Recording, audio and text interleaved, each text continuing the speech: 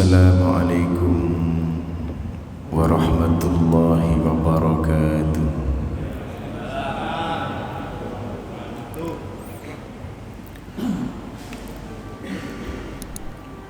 Hamdan wa syukran lillah, wassalatu wassalamu ala rasulillah Sayyidina Muhammad ibn Abdillah wa ala alihi wa ashabihi wa mawalah. La hawla wa la quwwata illa billah, amma ba'da. Yang terhormat dan yang sangat saya hormati seluruh jajaran ketakmiran Masjid Muzhar Arifin, yang terhormat dan yang sangat saya hormati seluruh jamaah Masjid Muzhar Arifin, baik yang malam ini Allah takdirkan hadir ataupun sedang di rumah masing-masing. Mudah-mudahan jamaah salat maghrib yang barusan kita lakukan benar-benar diterima oleh Allah Subhanahu wa ta'ala. Al-Fatihah. A'udzu billahi minasyaitonir rajim. Bismillahirrahmanirrahim. Alhamdulillahi rabbil alamin, arrahmanir rahim, maliki yaumiddin. Iyyaka na'budu wa iyyaka nasta'in. Ihdinas shiratal mustaqim, shiratal ladzina an'amta 'alaihim ghairil maghdubi 'alaihim waladdallin. Pertama-tama marilah kita nambah rasa syukur kula kali panjenengan tendengar dalem Allah Subhanahu wa ta'ala. Syukur bil lisan, bil janan, bil arkan. Lesane muni alhamdulillah, atine tinggo zikir nang Allah, sehingga dadi sarana seneng lan bunga. Sekujur badan sikil kanggo melangkah, kanggo ngelakoni ibadah, ngelek ridhani Allah zat kang maha murah. Muga-muga kula kali panjenengan saged istiqamah sawanci kapundhut kalian Allah, saged husnul khatimah. Salawat salam Allahumma salli wa sallim wa barik ala Sayyidina Muhammad. Mudah-mudahan tetap terhaturkan keharibaan baginda Rasulullah Muhammad sallallahu alaihi wasallam. Bapak Ibu, kita melanjutkan kajian kitab Fiqhul Islam wa Adillatuh. Kalau kemarin kita membahas persoalan syarat wajibnya sholat, malam ini kita akan lanjutkan kajian kita. Malam ini jatuh pada pembahasan syurutu sihhatis sholat, syarat sahnya sholat.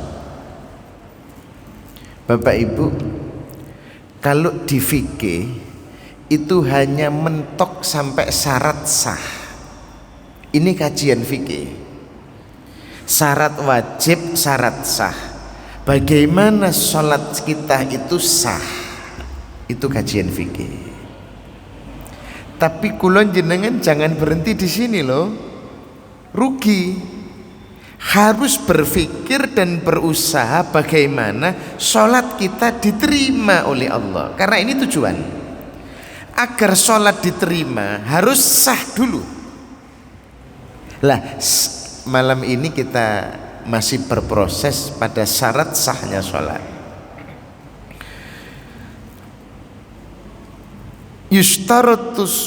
Yustaratu li sihhatis sholat al-islam wat tamyiz wal aqli. disyaratkan untuk sholat kita itu sah, itu persis sama bagaimana agar kita kemarin itu sholat kita syarat sahnya sholat itu persis sama dengan syarat wajibnya sholat. Itu maksud saya. Cuma ditambah oleh para ulama. Syarat wajibnya sholat yang kemarin yang pertama Islam. Berarti logikanya kalau non muslim sholat pasti mboten sah. Pasti ini mboten insyaallah malih. Yang kedua at-tamyiz atau balai. Kajian kita kemarin balai. Orang yang tamyiz boleh menjalankan, anak kecil yang tamyiz belum balai boleh menjalankan sholat, sah ukuran sholatnya, hanya saja lakin la tajibu alaihi, tidak wajib anak kecil sholat.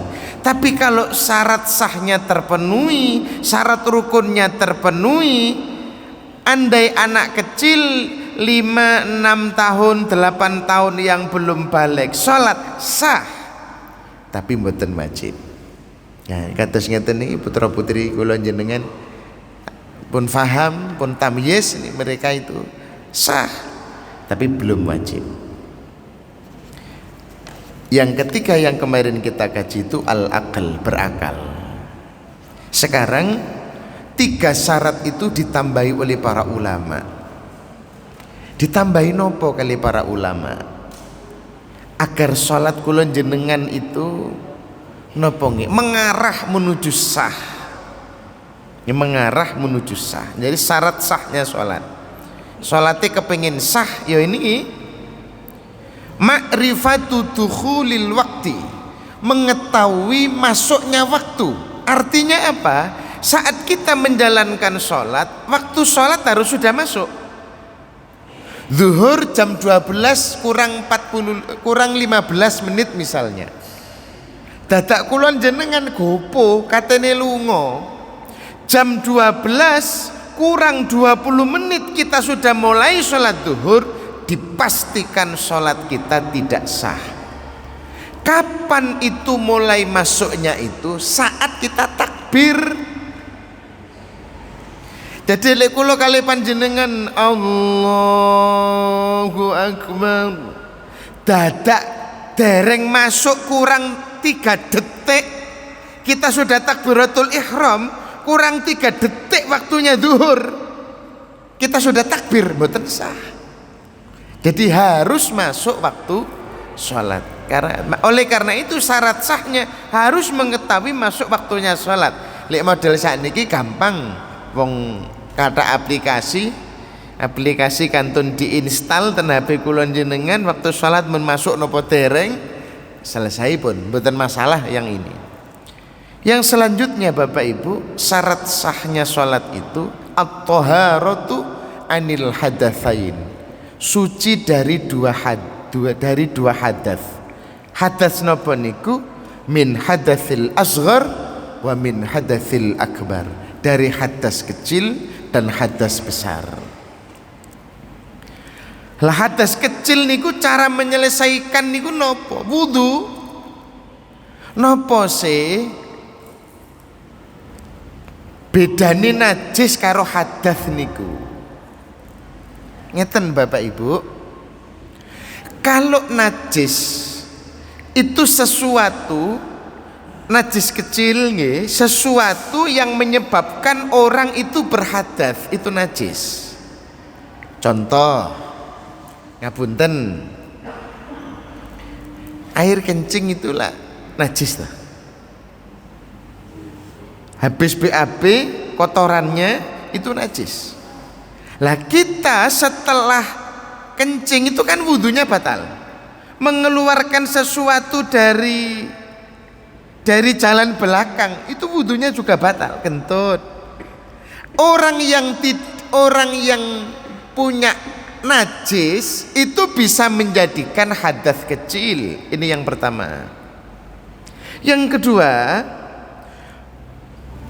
apapun bentuknya yang menyebabkan wudunya batal, berarti kita dalam keadaan hadas kecil. Kula jenengan umpami ngapunten niki,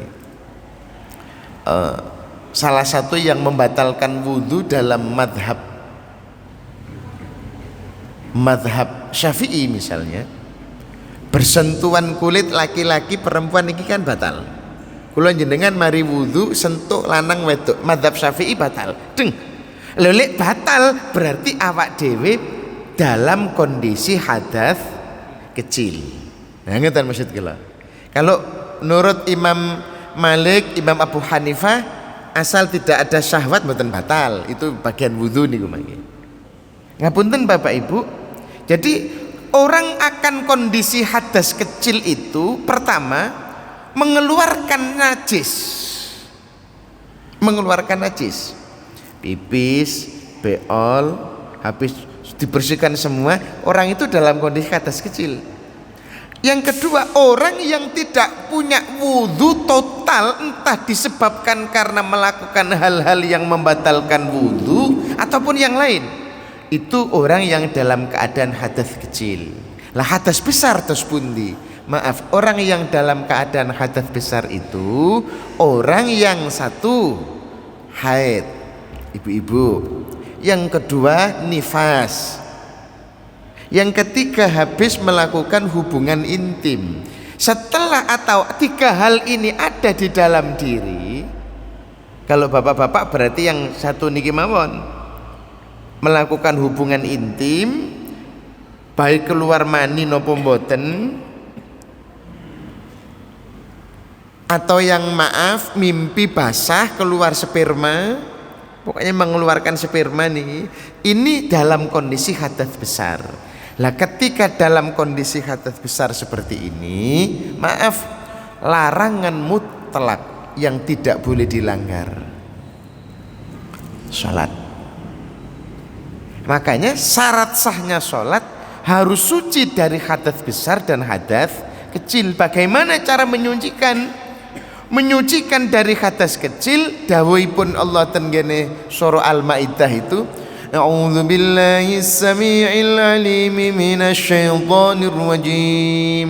Niki ngedinukil kali Syekh Bazuhaili, ya ayyuhalladzina amanu idza qumtum ila sholati faghsilu wujuhakum wa aydiyakum ilal marafiq wamsahu biru'usikum wa arjulakum ilal ka'bain. Yang intinya untuk menghilangkan hadas kecil harus wudhu mutlak, tidak boleh tidak, harus wudhu. Lah untuk menghilangkan hadas besar mandi jinaban, ujung rambut sampai ujung kaki. Ngapunten, lah terus pundi lek ana wong salat mboten ngangge wudu, pasti mboten sah. Pasti niku mboten ngangge insyaallah. Ono gopo kabeh ngoten terus angger salat pasti mboten sah. Makane napa-nipun dawuhipun baginda Rasulullah, la yaqbalullah sholatan bi ghairi tahurin. Allah tak akan pernah menerima salat kalau tidak dalam keadaan suci. Pun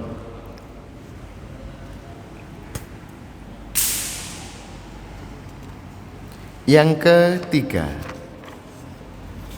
tadi harus suci dari hadas besar dan harus suci dari hadas kecil. Yang ketiga, at-taharatu anil khabathi ay an-najasah, harus suci dari najis. Napa mawon yang harus suci dari najis niki? Tempat, badan, pakaian. Kula bangsuli malih. Yang ketiga, at-taharatu anil khabathi ay an-najasah, harus suci dari najis. Napa mawon tempat berarti sajadah. Lek mboten sajadah nggih lantai langsung Kalau mboten damel sajadah nggih lantai berarti. Badan ujung rambut sampai ujung kaki pakaian. Lah untuk persoalan pakaian ada perbedaan madhab. Untuk persoalan pakaian ada perbedaan madhab. Dalam hal apa perbedaan madhab niki? Dalam hal pakaian yang najisnya itu tidak dari awal. Yang najisnya itu tidak dari awal. Dos pun dimaksudnya di tengah-tengah sholat ada najis yang datang. Nah, bisa jadi toh, ngapunten, awak dhewe enak-enak sholat ngeten, dadak ana cecek no dhuwur terus luguk buang kotoran, kena kelambi, deng. Bisa jadi itu terjadi. Makanya ten mriki law waqa'at thiyabal musalli, kalau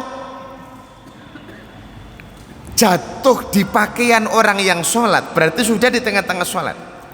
Kal iba'ah ala ardi najasatun inda sujud lam yadur. Kalau orang yang sujud atau orang yang sholat pakaiannya itu kena najis, indal malikiyah,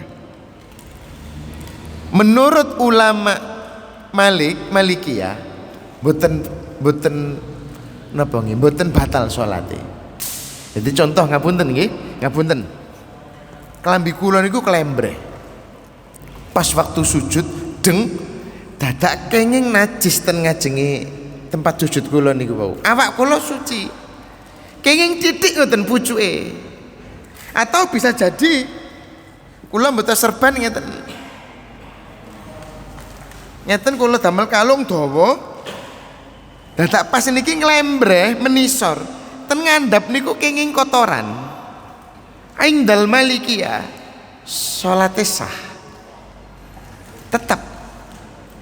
Tapi inda Syafi'i wal Hanabila la tasihhu, tidak sah salatnya. Kalau Bang Suli Malik, kalau ada kotoran yang baru datang ketika kita sudah sholat, di tengah-tengah sholat, bukan di awal nih.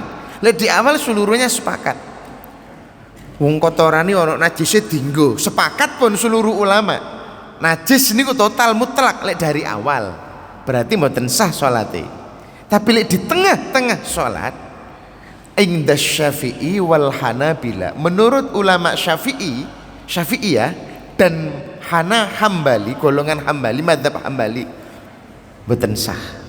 Tapi golongan Malikiyah dan golongan Hanafiyah sah salatnya. Lanjut mboten napa-napa. Nah, mangke panjenengan pilih sing pundi lah, monggo panjenengan ngersakaken sepilih sing pundi. Lek kepengin pilih lebih hati-hati, mboten kok mengarahkan mboten. Bahasa dalam fikih itu ada istilahnya ihtiyat. Kehati-hatian, ngepilih batal mawon. Kehati-hatian milih batal.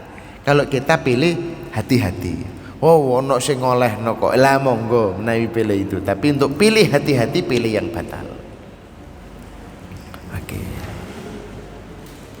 Selanjutnya Bapak Ibu,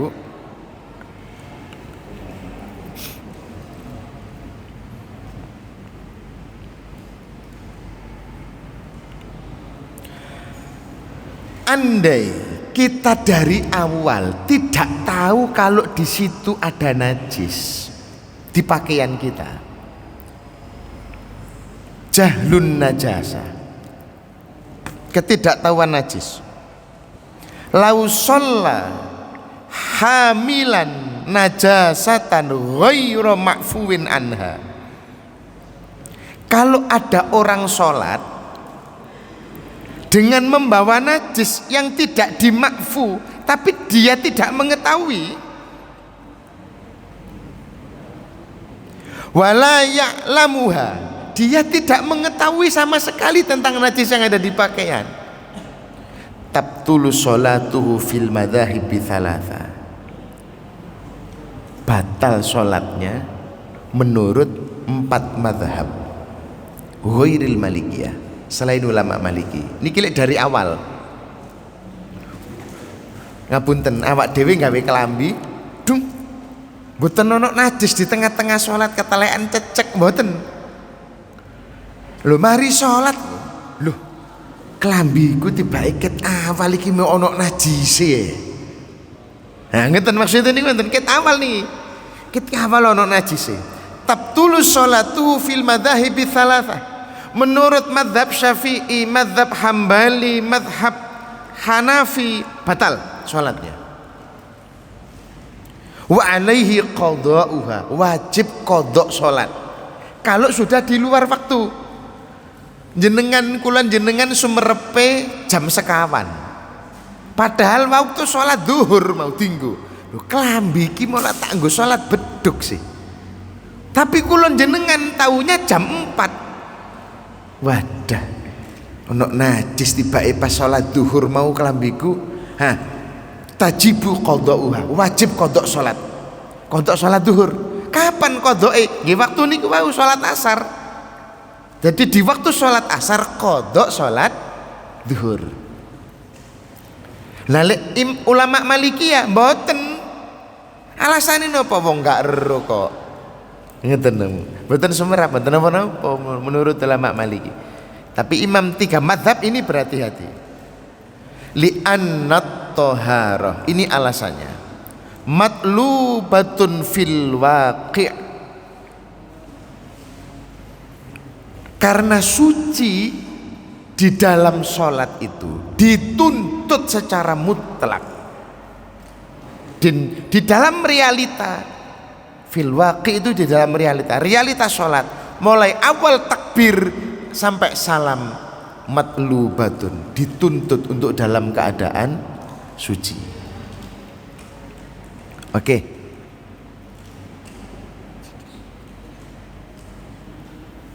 Sebelum niki kula lajengaken dari yang sudah dibahas niki wau, barangkali wonten pertanyaan. Monggo. Sebelum dilanjutkan yang hubungannya yang berkaitan dengan yang sudah dibahas niki wau. Monggo Bapak Ibu. Pompong tasik gres. Monggo. Nggih, nika wonten nggih. Ngapunten nggih. Nggih. Alon-alon tapi kelakon. Monggo Bapak. Waalaikumsalam. Mpun Yai Bapak, yes. Mawon ngoten mawon.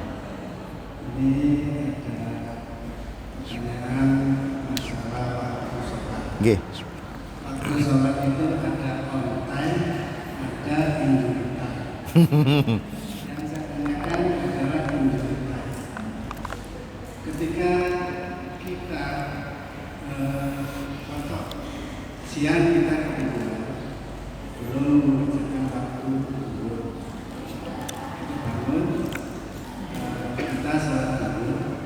Di dalam sholat dulu itu tiba-tiba sudah masuk asar. Itu besar atau tidak, itu pertanyaan yang pertama.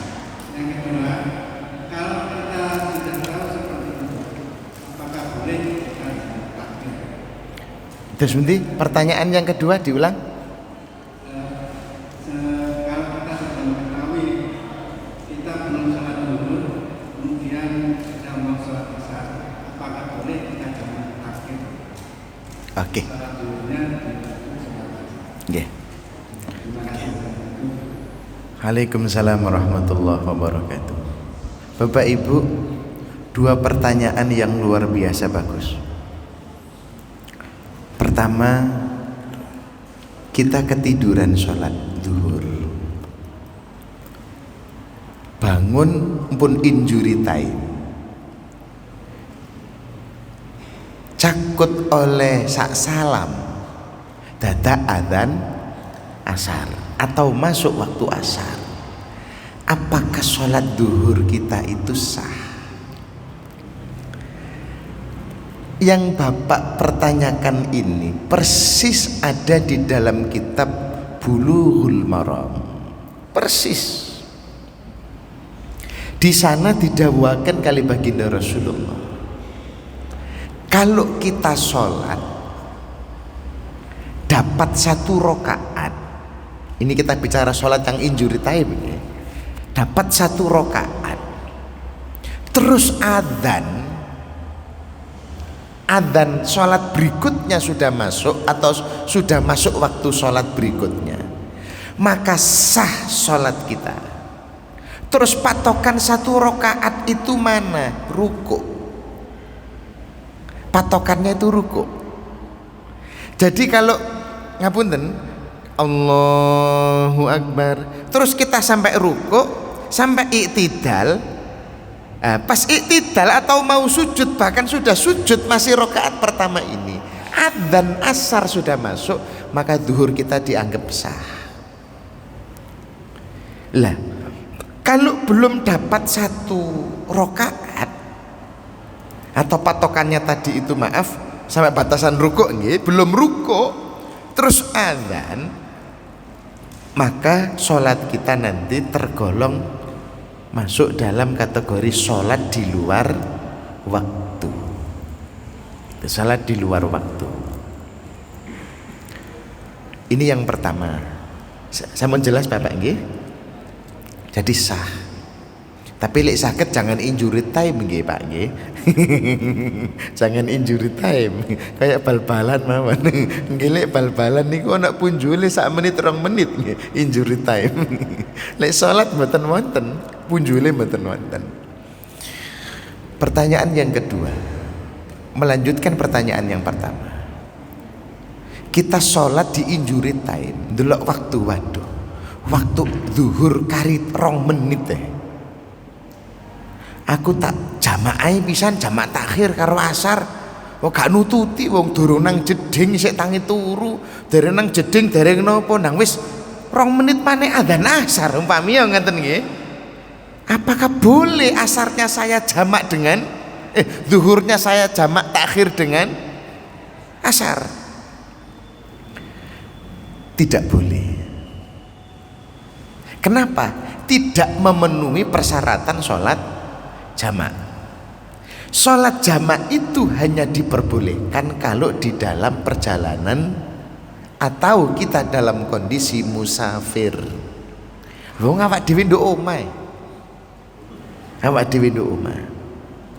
Nah, sholat jamak ada ulama yang memperbolehkan itu kalau dalam kondisi hajat yang maaf istilahnya yang luar biasa, yang tidak bisa ditinggalkan. Tapi ini sulit untuk digambarkan. Hajat yang luar biasa tidak bisa digambarkan, ini sulit. Cuma di dalam kitab-kitab fikih Syafi'i ada yang memberi keterangan ngeten. Umpami hajat sing mboten saged ditinggal iku ngeten. Ngapunten nggih. Nduk Indonesia niku lak kadang biasane mantenan ngeten iki lho.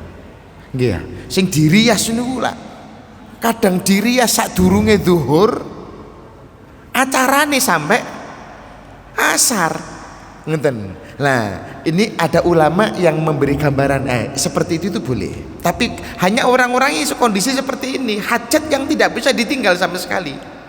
Itu baru boleh. Nah, lek mboten ngoten ya mboten oleh.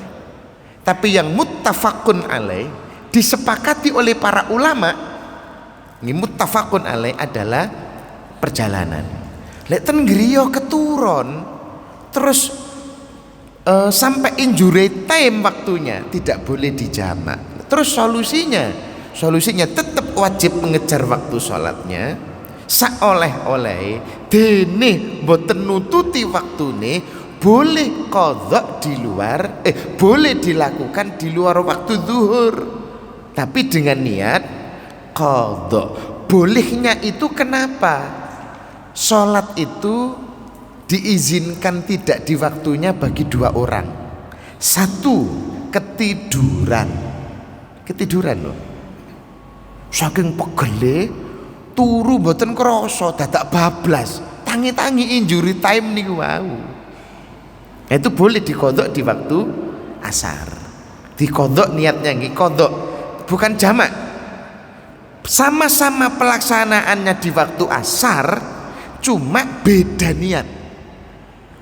Kalau jamak nggih niat jamak, cuma ini niat kodok.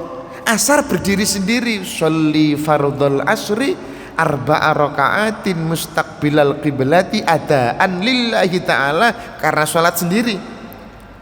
Tidak ada niat qadha, tidak ada niat sholat jamak, berdiri sendiri. Sedangkan sholat yang zuhur yang ketiduran tadi itu, usolli fardhu zuhri arba'a raka'atin mustaqbilal qiblati qadhaan. Qadhaan, niat qadha lillahi ta'ala. Nah, ngeten nggih, salatnya sama di waktu asar tapi niatnya berbeda. Nggih, sampun Bapak? Nggih. Mugi-mugi mawon jelas penjelasannya. Nggih. Monggo wonten malih. Ali wonten kula lajengaken. Sampun Ustaz? Lanjut nggih? Oke.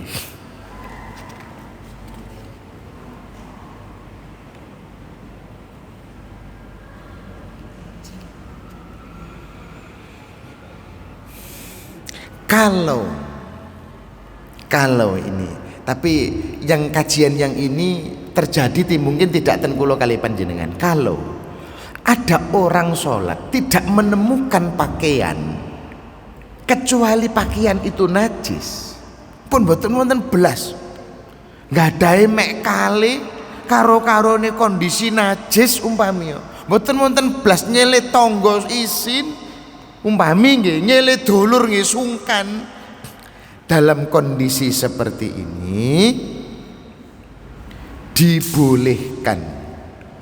Inilah yang namanya darurah. Dibolehkan. Ad-daruratu tubihul mahzurat. Darurat itu membolehkan sesuatu yang asalnya dilarang. Sholat harus suci pakaiannya. Niki mboten wonten belas ya. Nggak ada yang ngemek kali niku tok. Adik najis karo dereng diumbah. Terus pundi? Wis milih mboten wonten belas untuk penutup aurat, ya boleh. Yang penting sholatnya tadi niku. Tapi sekali lagi ini dalam kondisi darurah. Di luar darurah mboten angsal. Oke. Untuk sholat yang tidak pakai pakaian mboten kula bahas. Karena mungkin untuk kondisi real kulon jenengan yang lingkungan Gresik, lingkungan pundi niki Panceng sekitarnya mboten wonten. Dadi mboten kula bahas. Selanjutnya Bapak Ibu,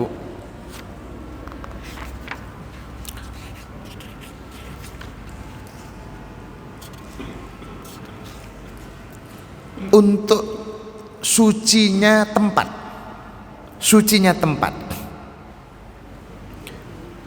Tempat yang kita pakai untuk sholat tadi kan disyaratkan suci.